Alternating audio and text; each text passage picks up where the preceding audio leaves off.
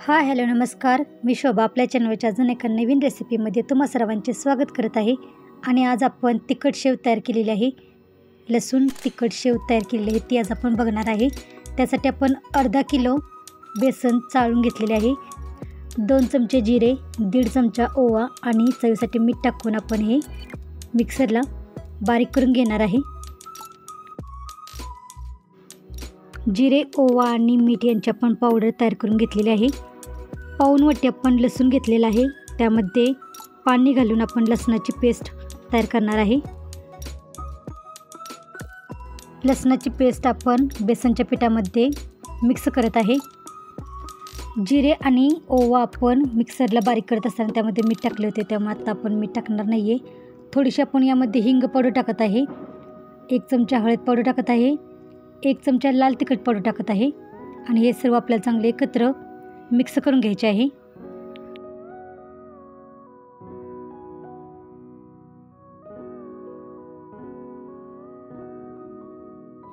दोन 3 चमचे कडकडीत तेलाचे मोहन तयार केलेले आहे. ते आपण बेसनच्या पिठावरती घालत आहे. तेलाचे मोहन घातल्यानंतर पीठ चांगले आपण एकत्र मिक्स करून घेणार आहे. आणि थोडे थोडे पाणी घालून आपण पीठ बेसनचे भिजवून घेणार आहे. तर बेसनचे पीठ आपण जास्त घट्ट मळत नाही आहे, तर आपण पातळ पीठ असे मळून घेणार आहे.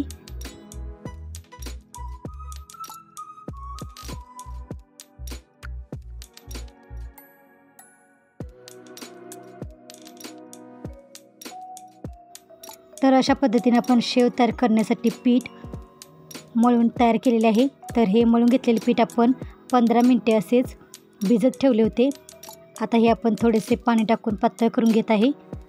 आणि शेवग्याच्या साच्यामध्ये भरून आपण शेव पाडून घेणार आहे. तेल आपण गरम करून घेतलेले आहे. आणि मध्यम आचेवरती आपण शेव दोन्ही बाजूंनी तळून घेणार आहे. आणि तळून झाल्यानंतर आपण काढून घेणार आहे. सर्व शेव आपण तेलामध्ये तळून काढून घेतलेली आहे. तर अशा पद्धतीने आपण लसूण शेव तयार केलेली आहे. तर आजची रेसिपी कशी वाटली ती कमेंटमध्ये नक्की सांगा. चॅनेलला अजून सबस्क्राईब केलं नसेल तर चॅनेलला सबस्क्राईब करा. आणि वेळात वेळ काढून रेसिपी पूर्ण बघितल्याबद्दल धन्यवाद.